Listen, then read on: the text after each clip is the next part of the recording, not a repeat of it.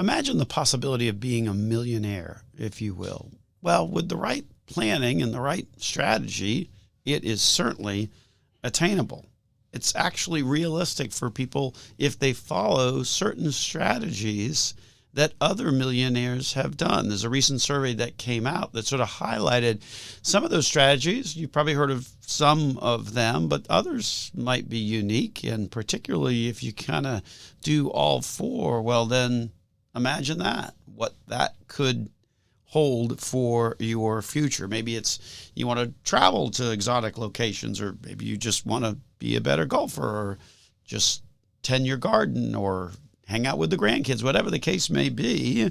Having that status certainly is a good thing. Now, many people might say, well, it was $1 million and isn't as much as it used to be. And, that's fair, but still $1 million, right? So certainly something that you may want to listen on into the program in order to find out what those strategies are. And if you're already there as a millionaire, well, congratulations. Maybe encourage your friends to listen on into the program. Try and get them to tune in as well. Also on the program, we're going to talk about money markets and CDs. Certainly all the rage these days. Money just literally pouring into them. But you may want to be thinking about your investment strategy beyond that. Certainly money market CDs, great place to have that cash, that emergency savings. But if you wind up just putting all of your money there, well, that's kind of like going to like the local popular restaurant, right, that everybody's talking about, and then all of a sudden the service and the food really isn't as good as it was. So it may sound good, and certainly there's much better options in the CD money market world these days, but beware if you're looking there for your long-term growth. So welcome on into the program. This, of course, is Dollars and Cents, where we help you make sense out of all of life's decisions involving your dollars. We're one of Central Florida's longest running radio programs, coming to you on a host of podcast platforms and, of course, our YouTube channel as well. And by the way, if you ever want us to talk about a topic on the program that we haven't covered, or maybe it's something that you want us to recover, well, then just reach out to us on our website, that website, Nelson Financial Planning. There you can go to the Contact Us box and send us a topic if you'd like us to be able to talk about it. That's what this program is all about, after all, where we do it to hopefully help educate you, the listening audience, to make better decisions with your finances. So my name is Joel Garris. I'm a certified financial planner, certified financial fiduciary at Nelson Financial Planning, where we got a great team of wonderful folks who also happen to be certified financial fiduciaries. And they stand ready this week to help you improve your life with a successful and cost-effective financial plan. It's always great when we hear from our listeners. And just this past week, we actually heard from somebody who was concerned about the volume and the microphone on one of the episodes that we did in the past. And I remember that episode very well because something weird was going on. I think we managed to kind of fix it, but that's the kind of good feedback that we like to hear from you, our listening audience. So we thank you for that. And again, if there's anything that you want us to cover on the program that we haven't covered, although I dare say in the 25 years of doing this program, we've probably covered it all. But if it's a topic maybe you haven't heard on the program, well, then go to our website, Nelson Financial Planning, and we would be happy to talk about whatever it is that's on your financial mind. Speaking of things that are on our financial minds, we wanted to start off the program with sort of a closing of the loop on one of the topics that we were talking about last week on the program, and that's that topic of retirement readiness. There's really a lot to talk about here for all you hardworking folks, business owners, and everybody else. The reality is that there's a lot to talk about when it comes to retirement readiness that is probably already impacting you. We've had certainly a lot of headwinds. So imagine you're on a sailboat and you're facing headwinds, right? So what that means is that you're not going as far forward as you would like because the winds are blowing against you. Hence, they're called headwinds. So obviously, if you're a sailor, you know all of that stuff. But for those of you who don't sail, well, then that's a little bit of sailing 101, if you will. Don't go out and get in a boat and just go on that basis. But headwinds, not good. And certainly over the course of the past few years, there's been a lot of headwinds out there. And we talked a little bit about the damage that those headwinds are doing to retirement readiness based upon some of the most recent surveys that have been conducted out there. Chief among them, of course, is inflation, right? We talked a little bit about that last week on the program. In particular, as it relates to inflation, it's the cumulative effect that has a big impact, right? If it's 9% one year, followed by 6% the current year, well, 9 and 6, that's 15. That's a pretty significant cumulative impact in terms of the impact on inflation. And ultimately, here's what you sort of need to know is that really does impact your retirement readiness if stuff costs 15% more than what you were kind of thinking that it might. So certainly it can be very costly if you wind up not taking into account these types of headwinds that can appear just like a hurricane on a regular basis. So inflation, one of them, we talked a little bit more about that last week on the program. Stock market volatility, of course, last year, 2022, was the worst year in the market in 14 years. And sadly, the reaction there is that you either stop investing or you become too conservative, both of which is going to significantly undermine your long-term results and make you less retirement ready. And if the goal is to become ready for retirement so you can enjoy it, have fun with the grandkids and travel and whatever else that it is that you'd like to do, then it's important to make sure that you don't fall prey to some of these traps that can prevent people from really being ready for retirement. And so when you see stock market volatility, human nature, human behavior is, I'm just going to stop investing. I don't want any more to do with this, or I'm going to shift to something that is much more conservative. Well, that doesn't work too well in terms of the overall structure. So, and then lastly, we were talking about healthcare costs and those kinds of things and how much those have really added up over the course of time. So those were the things that we talked a little bit about last week on the program. But we wanted to introduce sort of a last concept, if you will, and that is sort of this unrealistic expectations when it comes to markets and returns and income. So with that, we're going to talk a little bit more about that after these messages here on Dollars and Cents with Joel Garris of Nelson Financial Planning.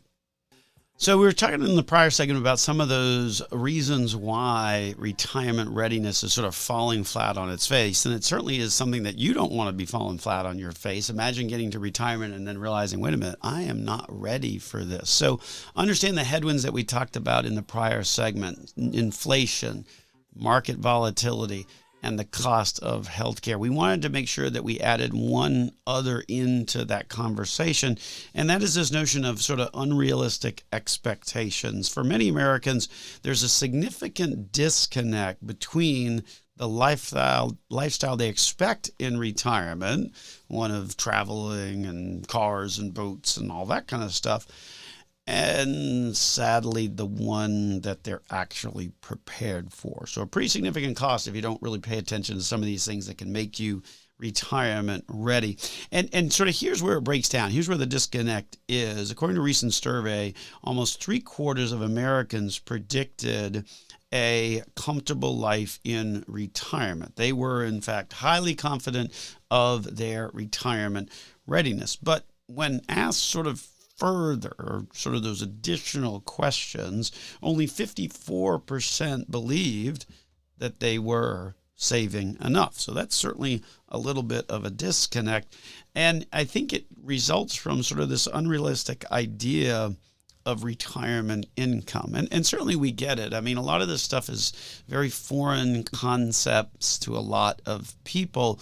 And you think that things are going to cost one thing and they wind up costing something totally different. Or you think that retirement is going to look like sort of one vision and then it winds up looking totally different.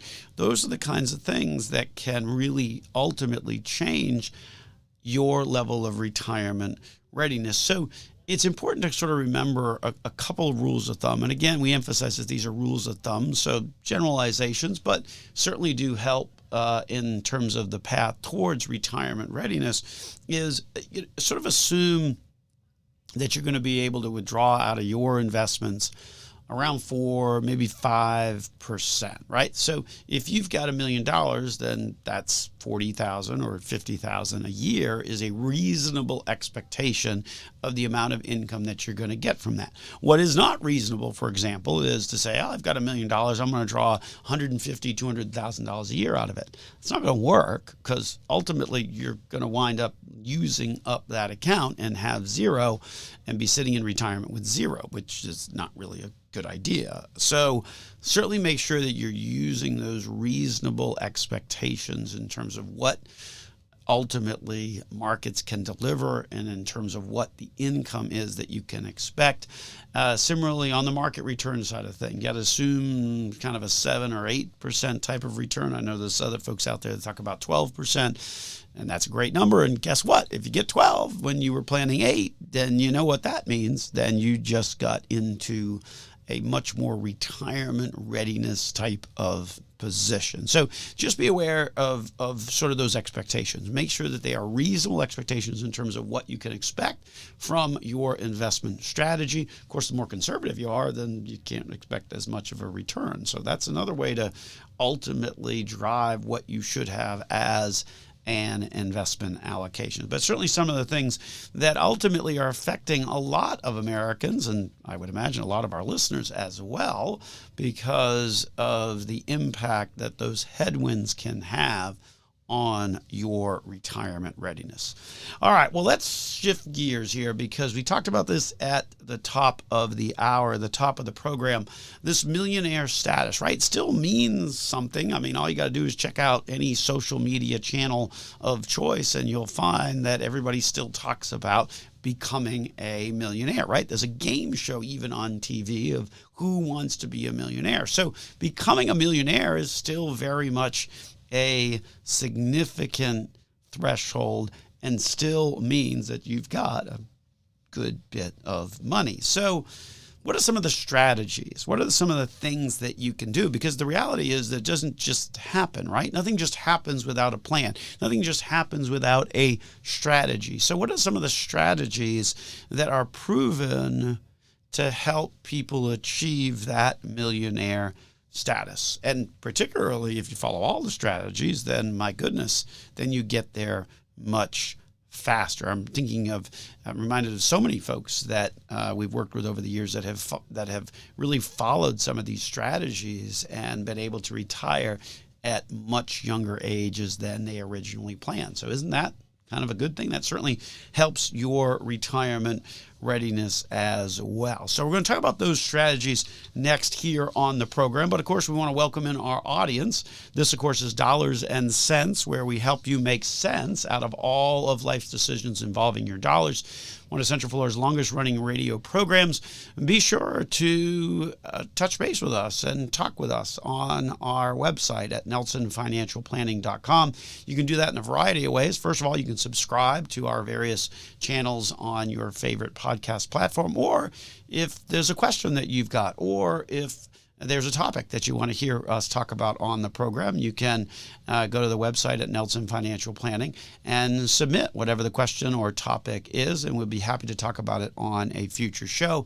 My name, of course, is Joel Garris. I'm a certified financial planner, certified financial fiduciary at Nelson Financial Planning, where we've got a great team of people, all of whom happen to be certified financial fiduciaries who stand ready this week to help you change your life with a successful and cost-effective financial plan. Okay, so what are those strategies? Let's cut to the chase here and really dig into what those strategies are, because Isn't that something that you want, right? Isn't that a status, if you will, that you want? It's kind of even better than like the million-mile status as a frequent flyer, right? It's better than that because, these are dollars, real dollars that you can use. And so where a lot of these strategies kind of boil down from is some of the surveys of millionaires that have been conducted over the course of the past few years. One of the folks that has done perhaps the most in-depth survey of millionaires is, of course, Dave Ramsey and his company Ramsey Solutions. They found, based upon their survey, that 75% of millionaires said that an extended period of regular investing was one of the big secrets to their success in terms of achieving millionaire status. Let me say that one again, because it almost sounds too simple to be true, but understand that it's got a lot of parts in that. So an extended period, that's a long time, of regular investing, okay, that means you're not stopping and starting, and as the market's going down, you're saying, no, I'm not going to do it. Okay, regular investing is the secret to the success of them becoming a millionaire. So it seems easy, seems straightforward, seems simplistic, but there's a lot of depth in that concept that you need to be aware of, because if you don't, then the cost is that you're going to wind up not really having as much money as you want. So this whole conversation about millionaire status sort of wraps very nicely into what we were talking about earlier in the program in terms of retirement readiness and the dismal shape that most Americans are in terms of retirement readiness, and more importantly, how you can get in better shape than the dismal shape that most people are in. So it boils down to, beyond sort of the strategy of an extended period of regular investing, another sort of commonality of these strategies is to really avoid debt at all costs. I was talking just this past week with someone who was in the process of selling their company, and we were talking about that, and he said, well, I don't have any debt, so I feel like I'm in more flexible position in terms of how I can use my money when I retire, because, as he pointed out, the reality is that if I don't have to make that solid mortgage payment each and every month, right? Well, then that gives me more flexibility to take my money that I'm getting in retirement and ultimately put it towards fun things like travel or visiting the grandkids.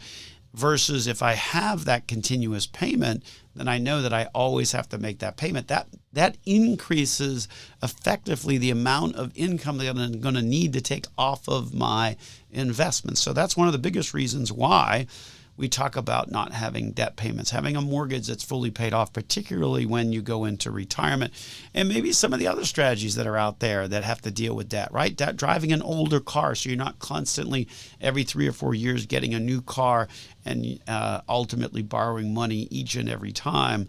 Drive that little bit older car, gives you an opportunity to pay off all of the other debt that may be in your life. So that's strategy one. We've got a bunch more to talk about in terms of some of these strategies to how you can become a millionaire without actually having to win a game show. Coming up next here on Dollars and Cents with Joel Garris of Nelson Financial Planning. We're talking on the program about strategies to become a millionaire. Stop and think about that for just a second. Isn't that something that you'd want to do, right? Live the life that you've dreamed of, be able to be in that elusive category of people who are in fact millionaires. Yes, indeed, there's more and more of them, so it's maybe not as much or as prestigious as it used to be, but still pretty prestigious. Check out any social media posting. Shoot, there's even a game show, Who Wants to Be a Millionaire? So it still means something. So what are some of the strategies that, based upon surveys of millionaires, that would allow you, assuming you actually adopt these strategies, otherwise you're left to kind of twist in the wind, to become a millionaire? Well, we talked about one before the break, right? That is getting your debt under control and ultimately having it all paid off in retirement. Another great concept is to always reinvest your profits, right? And what that means is if you've got something that pays a dividend or pays some interest, then you use that income that's coming off of your portfolio to just go ahead and buy more shares of maybe that company or that fund of where that dividend or interest came from. So the beauty of that is that not only are you purchasing more shares of that particular company or fund, but consider the power of compounding that comes with that, right? If my stock or my fund is paying a dividend of, say, 2%, well, then if I take that 2% equivalently and reinvest it and use that to buy more, well, then ultimately I'm increasing my annualized rate of return. And the more I increase my annualized rate of return, the greater the power of compounding, right? Because if I'm making a 5% return versus a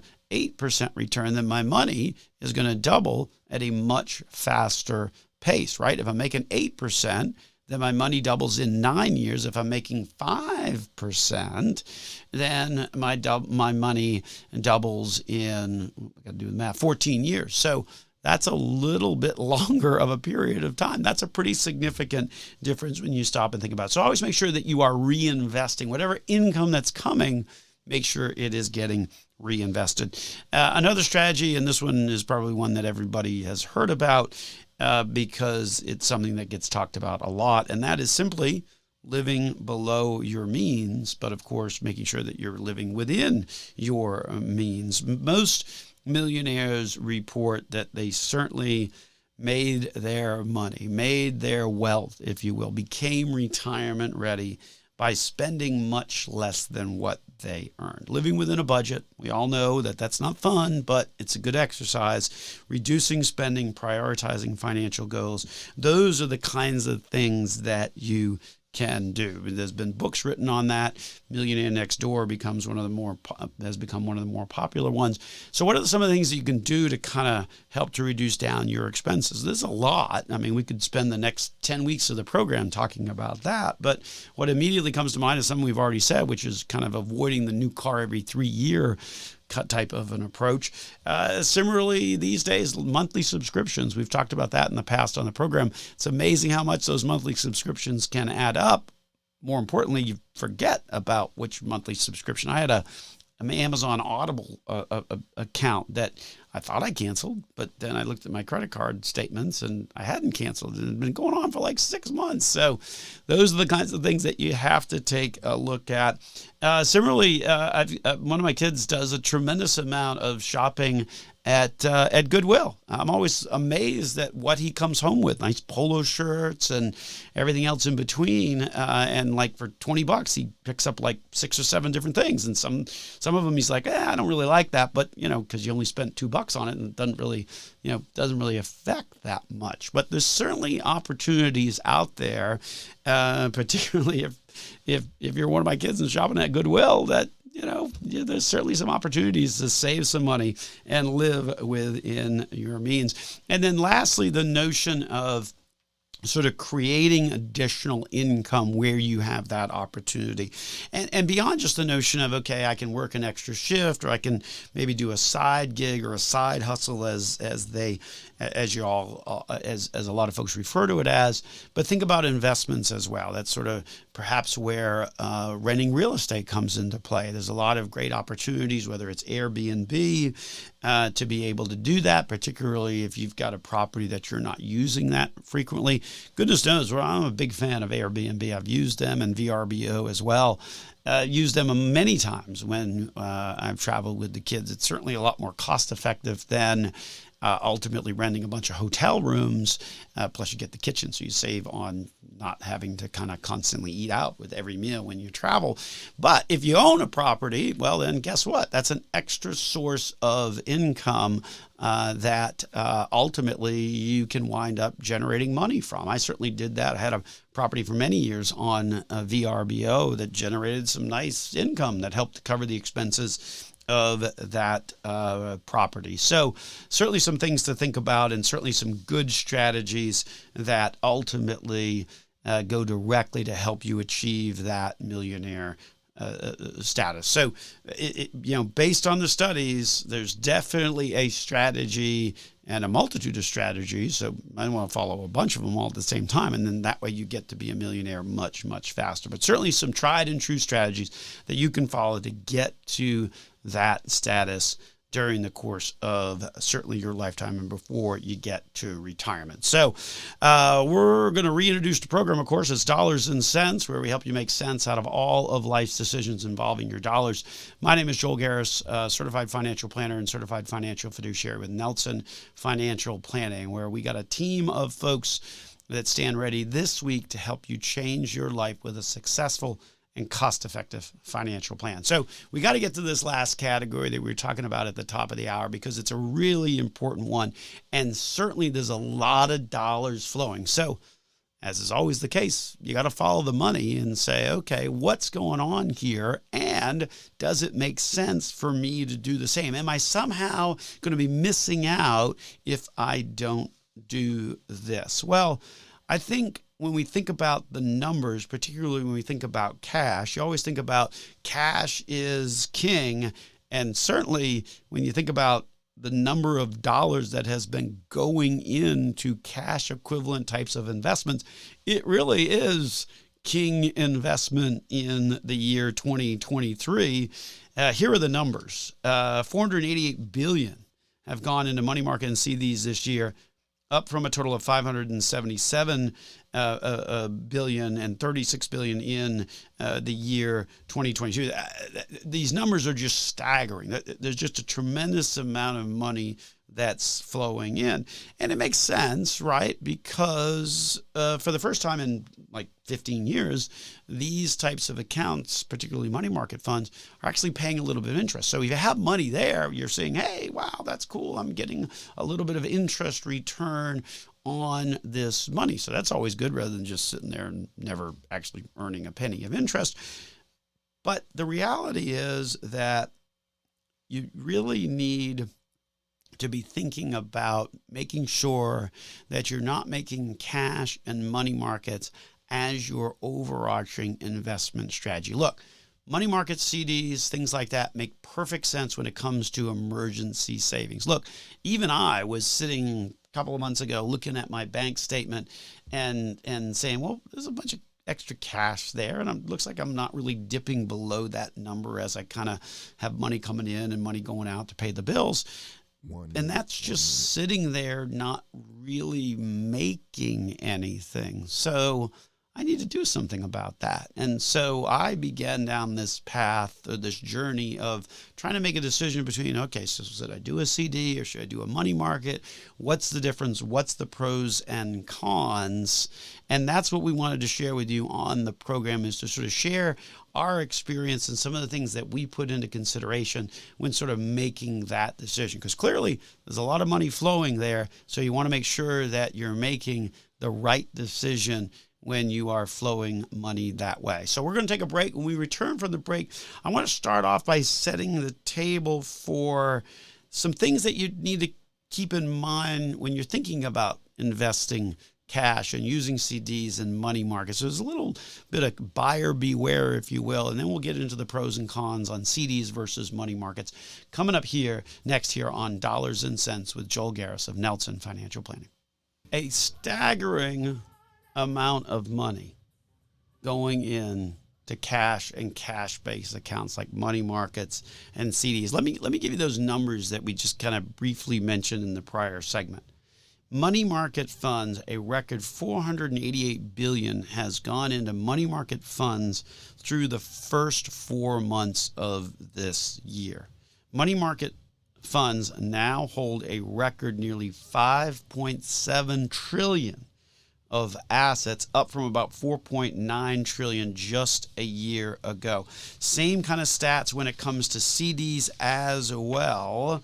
CDs, where'd my number go? CDs have also experienced a big run up. There it is, $577 billion in total balances in CDs as of March of this year, from a mere $37 billion in balances just a year ago. That's an over 15 times increase in just 1 year. The numbers are staggering.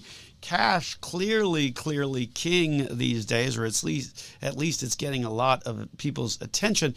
But there's some things that you need to be aware of, right? When it comes to in putting your investing dollars in cash and money market, right? And I think the concern that I have is that a lot of people are doing that because they're seeing these returns, which sometimes are 4 or 5%. They're saying, oh, I just want to go there, and that's really all that I want to do with my money. The problem is that you're still losing to inflation at the same pace that you did when those money markets and CDs were paying like zero. Why? Because back then inflation was like 1.5%, 2%. Today, okay, great, they're paying 4.5%, but inflation's at 6.5%. So you're still losing the same amount of money. I guess at the end of the day, it just feels better, but just because it feels better doesn't mean that it's a better ultimate return for you looking at those different perspectives. So there's a variety of things to sort of be aware if you're shifting too much of your investment strategy in this. And it starts first and foremost with just simply the cost of being out of the market, right? That headwind that comes from the lower return when you own cash or cash equivalents or CDs or money markets as part of your investing strategy ultimately causes things to get undermined pretty dramatically when it comes to retirement readiness. Certainly the power of compounding disappears if your rate of return is only 2 or 3% versus potentially 9 or 10%. So a big difference in how much those dollars can compound over time. So just be aware of the limitation of cash. Similarly, cash had a great year last year. In fact, it was only the third time where cash produced a positive return whereby both stocks and bonds wound up producing negative returns. Let me say that again. Only the third time in the past 100 years where that has happened. So not exactly an event that you see on a regular basis that would be significant enough to base your investment strategy on. By the way, the other years besides 2022 were 1931 and 1969. So history not exactly on your side if you're looking for cash to do better than stocks and bonds. Last year, only the third time where you saw cash generate a positive return whereby both stocks and bonds generated a negative return. And then let's not forget, the interest rate that these things pay is a function of what the Federal Reserve does, right? So if the Federal Reserve is in the process of raising rates, well then, fantastic. That's what's going on now, and you're making a better return. The reality is that, or better interest rates, not really a return. So, but the reality is that the Federal Reserve just as easily could cut interest rates and send that thing the other way. So the point of why we wanted to talk with you about this today is so that you would understand certainly a lot of conversation going on with CDs and money markets and the amount of dollars that are flowing in, but there's some pros and cons on each. And so what we want to do on the program in this segment is sort of engage you in the process that I did personally when I decided, after staring at my bank account and being like, well, there's a bunch of money there and it's just sitting, and at the end of the day, it's not making any interest, and there's definitely better options than this, so I need to do something. Well, that's where we get into the pros and cons, the difference between a CD versus a money market. So we're going to go there right after this. First, we want to, of course, reintroduce the program, Dollars and Cents. This is where we help you make sense out of all of life's decisions involving your dollars. Central Florida's longest running radio program, coming to you on a host of radio stations throughout the Central Florida region. My name is Joel Garris. Of course, I'm a certified financial planner, certified financial fiduciary at Nelson Financial Planning. So, all right, so money market funds. What's the difference between that and a CD? So a money market fund at the end of the day typically will invest in short-term U.S. treasuries, things like T-bills and the like, where on a money market fund, typically it comes with full liquidity. So it's not like you got to wait to a certain period of time before you can turn around and take the money out. Money market funds are designed to be fully liquid types of investments. So, and they work typically like a mutual fund because they are a type of mutual fund. But in this case, they are looking to keep the value of the price per share of that fund at $1 per share, and then ultimately pay the interest rate out. Money market funds certainly come in a variety of options. Some can be taxable, some can be non-taxable. The ones that are lower yield, obviously fully in T-bills. Some of the higher yield money markets might be not necessarily as much in T-bills, or that they might be in agency notes or repurchase agreements or things like that. So it's important to understand what that money market fund that you're looking at actually is investing in. There's a difference between owning T-bills versus maybe federal government agency notes, right? T-bills would obviously be more secure, might not have as much of a return on that or an interest yield on that. But ultimately, if you're looking at money markets and trying to sort of go to the money market that is the most secure, then certainly one that would be fully focused on treasury bills and the like would be the one to look at. So in order to compare them, you got to really look at the 7-day SEC yield. That's the annualized number in terms of the interest rate that those money market funds pay out. So at the end of the day, on the pro side, money market funds fully liquid, more so than CDs because you got to wait until they mature in order to get full access to all of the dollars. Certainly they offer higher savings yields than traditional savings accounts. The negative is that they are not FDIC insured. And for some people, they get hung up on that. I think if you've got a money market that is one of the more conservative money markets that's owning treasury bills, then I don't know that I get as hung up on that, because the reality is if I'm owning treasury bills, which are issued by the U.S. Treasury, well, isn't that the same entity that backs the FDIC guarantee? So I think I don't get hung up a whole lot on the FDIC guarantee, assuming that my money market is owning traditionally those shorter term treasury bills.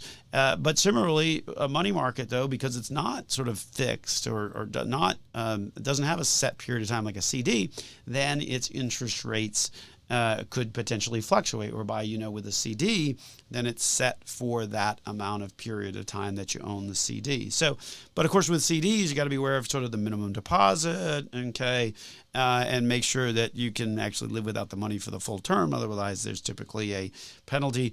And yes, the larger or the higher interest rate typically means that you've got a longer period before you can access that CD. So bottom line, the CDs certainly have some better interest rates than traditional bank savings, much like money markets.